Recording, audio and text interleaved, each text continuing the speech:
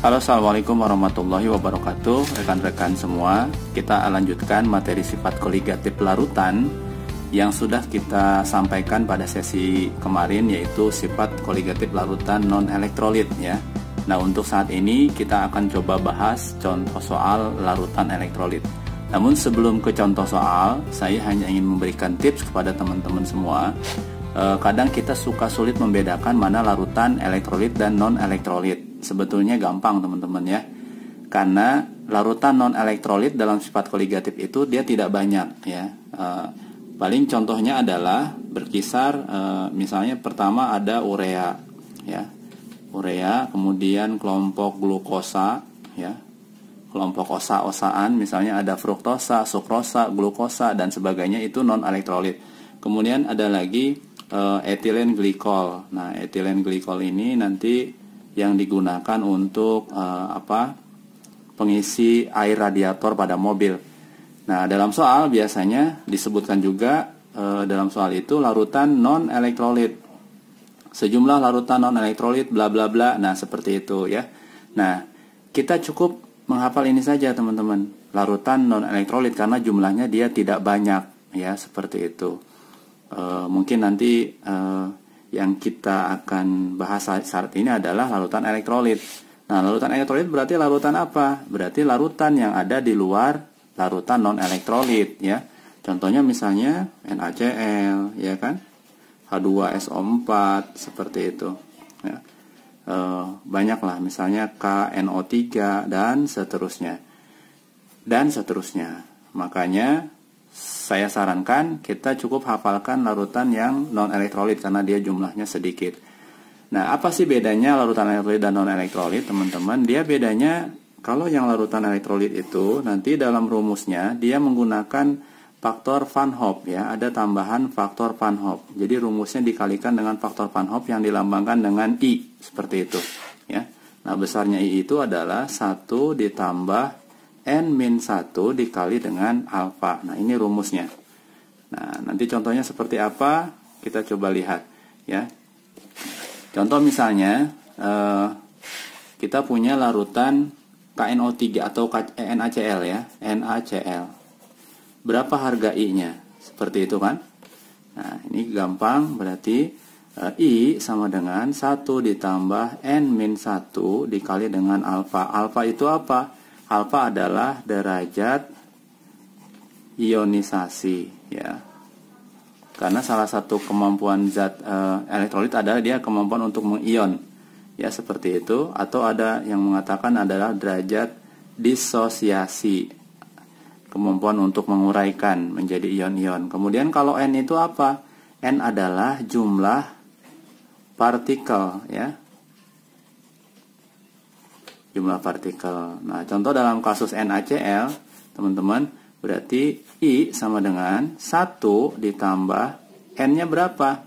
N itu ionisasi dari NaCl ya, disosiasi dari NaCl. Misalnya NaCl ini dia akan terurai menjadi Na plus tambah Cl min ya. Nah, di sini koefisiennya 1. Di sini juga 1. Maka harga N itu adalah total dari koefisien itu. Berarti jumlah total N-nya sama dengan 2. Maka kita isi nih ya. Angka 2 di sini. 2 min 1. Nah, alfa itu adalah derajat disosiasi atau ionisasi. Kalau dia adalah elektrolit kuat, maka dalam soal suka tidak disebut. Artinya apa? Berarti alfanya dianggap 1 karena dia kuat ya. Nah, teman-teman, nilai alfa itu diantara 1 dan 0 ya. Artinya paling besar 1. Artinya kalau nilai alfa itu 1 berarti dia terurai 100%. Nah, seperti itu. Berarti kita lanjutkan 1 ditambah 2 dikurangi 1, 1 ya, dikali 1 sama dengan 2. Nah, ternyata nilai I-nya sama dengan 2 dari NaCl ini. Begitu, teman-teman ya. Baik, kita ambil contoh yang paling mudah dulu ya, dan soal ini sebetulnya tidak terlalu banyak dihitung, terlalu banyak ya. Berikut ini larutan yang mempunyai titik didih paling tinggi adalah, nah teman-teman sebelum menghitung amati dulu. Yang A itu CONH2 2 kali, ini tidak lain adalah urea ya, urea. Oke.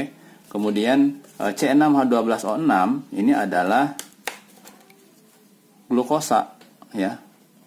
Ini adalah glukosa, gitu. Nah, kalau ini NaCl, KNO3 dan CaCl2.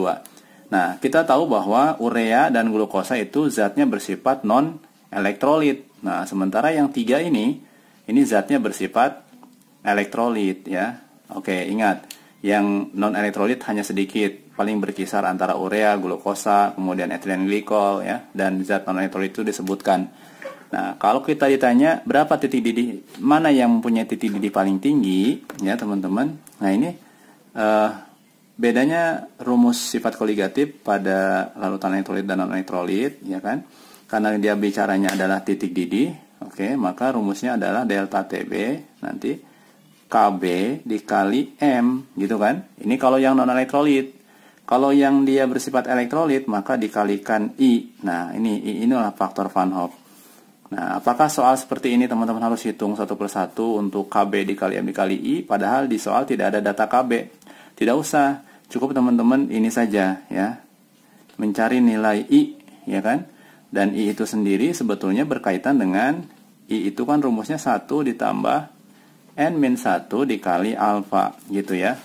Nah, kalau kita lihat di sini teman-teman, yang elektrolit itu ada 3, NaCl, KNO3 dan CaCl2.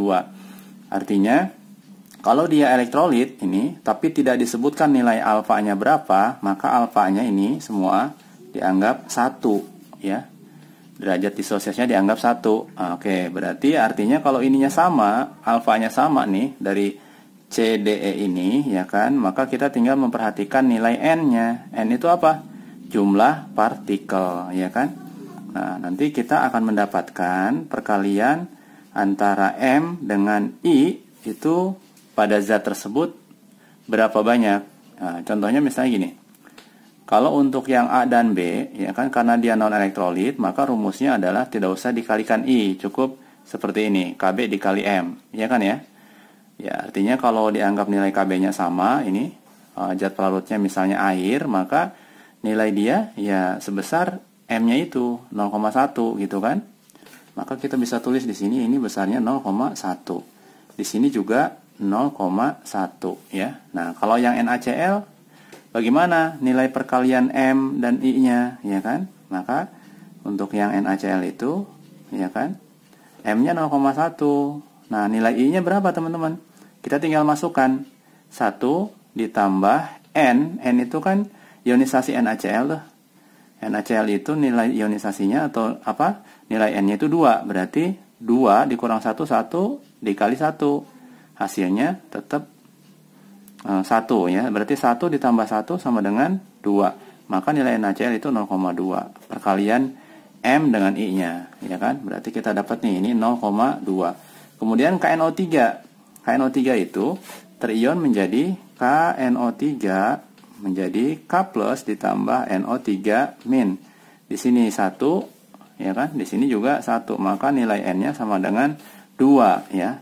Kalau kita masukkan M dikali I sama dengan 0,1 dikali 2. 0,2 juga nih teman-teman. Di sini 0,2, ya kan? Nah, kalau CaCl2 bagaimana? CaCl2 sama dengan dia terion menjadi Ca2 plus ditambah 2Cl min, ya. Nah, di sini letak perbedaannya.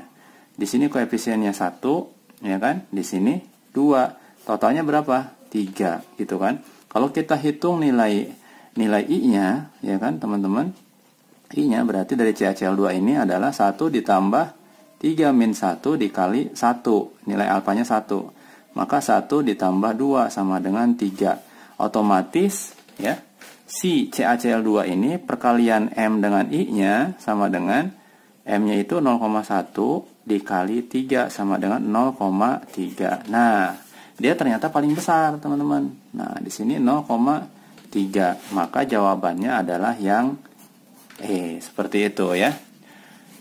Bisa dipahami, ya? Artinya kalau ada soal seperti ini, dia cukup kita hitung perkalian nilai M, molalnya, setiap zat itu dikalikan dengan cek nilai I-nya berapa. Kalau dia non elektrolit seperti A dan B ini, urea dan glukosa, itu tidak usah dikalikan I, ya kan? Tapi kalau dia elektrolit, kita kalikan nilai I-nya. Tentunya teman-teman harus tahu bagaimana nilai N-nya seperti ini ya. Oke. Seperti itu ya. Baik, kita sampai kepada contoh yang kedua. Jika 87,75 gram NaCl dilarutkan dalam 7,5 kg air murni, maka larutan dalam keadaan normal, artinya tekanannya 1 atm, akan memiliki titik didih dan titik beku sebesar, nah teman-teman, ini berarti yang ditanyakan adalah titik didih ya, artinya berarti TB. Ini yang akan ditanyakan adalah TB, titik didih TB, dan titik beku adalah TF, gitu ya teman-teman ya. Ini TB, ini TF. Kemudian ini dari data yang diketahui 87,75 gram itu adalah massa zat, ya kan? M. Kemudian dilarutkan dalam 7,5 kg air, berarti ini adalah massa pelarut. Nah, ini zatnya apa? NaCl, teman-teman. Nah, NaCl ini zat yang bersifat elektrolit. Artinya kita hati-hati harus dalam pengerjaannya nanti ada faktor I atau faktor Van Hoff ya, seperti itu. Mari kita bahas. Ya, ini soalnya karena dia terbagi menjadi dua, yang paling mudah yaitu teman-teman kita langsung cari dulu nilai M-nya ya. Oke. Karena nanti dibutuhkan nilai M. M sama dengan massa ya, massa zat ini dibagi dengan MR dikali 1000 per P gitu ya. Oke. Berapa massa zatnya? 87,75 dibagi dengan MR. MR NaCl itu bisa kita hitung. Na-nya 23 ditambah dengan Cl 35,5. Berarti MR-nya 58,5 ya. 58,5 dikali 1000 per. Nah, karena airnya ini dalam satuan kilogram, kita harus konversi ke dalam bentuk gram ya. Berarti ini dikalikan 1000. 7,5 dikali 1000 berapa? 7.500 ya kan. Nah, ini satuannya bisa kita coret 0, ini coret ya. 87,75 dikali dengan 10 dibagi 58,5 dikali 75. Kalau teman-teman hitung dengan baik, ini akan menghasilkan nilai 0,2 seperti ini. Jadi molalitas zatnya itu 0,2. Nah, dari sini kita tinggal pecah kalau udah dapat nilai M molalitas ya kan. Karena yang ditanyakan ada dua, maka kita coba jawab dulu adalah titik didih atau TB, titik didih ya. Nah, kita mulai dari delta TB sama dengan KB dikali dengan M, gitu kan. Nah, jangan lupa dikali dengan I, teman-teman. Begitu juga, ini adalah titik didih ya. Nah, kalau titik beku, ya, oke. Berarti ini adalah yang digunakan rumus delta TF. Karena dia zatnya sama, bersifat elektrolit, maka dikalikan juga I. Delta TF sama dengan KF dikali M dikali dengan I, gitu ya. Berapa sih nilai I-nya?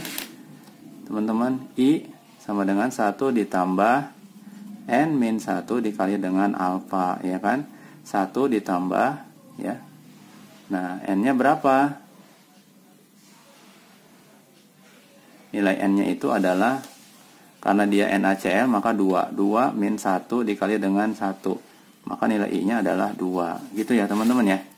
Maka kita tinggal masukkan yang sudah kita peroleh tadi itu ya, menjadi KB-nya. Nilai KB berapa tadi? 0,5 dikali nilai M, ini 0,2 ya kan, 0,2 dikali I-nya tadi berapa? 2 ya, seperti ini. 0,5 dikali 0,2 ini sepertinya 1 ya. 0,5 dikali 0,2 0,1 0,10 ya. 0,1 dikali 2 hasilnya 0,2 gitu. Nah, sekarang berarti TB-nya adalah, karena dia pelarutnya air, rumusnya jangan lupa TB0 ditambah delta TB yang sudah kita dapat. Ini kan delta TB. TB0 itu berapa teman-teman? 100 derajat Celcius. Cuma di soal tidak disebutkan karena kita sudah dianggap tahu. Tambah 0,2 derajat Celcius. Hasilnya adalah 100,2 derajat Celcius. Ini untuk titik didih ya, seperti itu. Nah, berarti kita sudah bisa menyelesaikan titik didih larutan tersebut adalah sebesar 100,2 derajat Celcius ya. Jangan lupa ada faktor I. Kemudian, untuk yang titik bekunya dengan cara yang sama, delta TF sama dengan KF dikali M dikali I. Sama dengan ya, nilai KF-nya tadi kita sudah dapatkan di dalam soal, oke. 1,86 dikali 0,2 dikali dengan nilai I-nya tadi yang sudah kita hitung juga di atas, yaitu 2, ya kan? 1,86 dikali 0,2 dikali 2, berapa hasilnya? 0,744 derajat Celcius, seperti itu ya. Nah, maka tinggal kita selesaikan TF sama dengan TF 0 min delta TF. Nih, rumusnya jangan terbalik nih. Kalau di sini TB sama dengan TB 0 plus delta TB kalau TF. Nah, TF 0-nya berapa? 0 derajat Celcius karena dia. Nah, inilah hasil akhir dari pekerjaan kita, teman-teman. Kita sudah memasukkan rumus faktor Van Hoff dan kita sudah menghitung nilai titik didih dan titik beku dari soal ini. Terima kasih, semoga bisa semakin paham teman-teman ya. Assalamualaikum warahmatullahi wabarakatuh.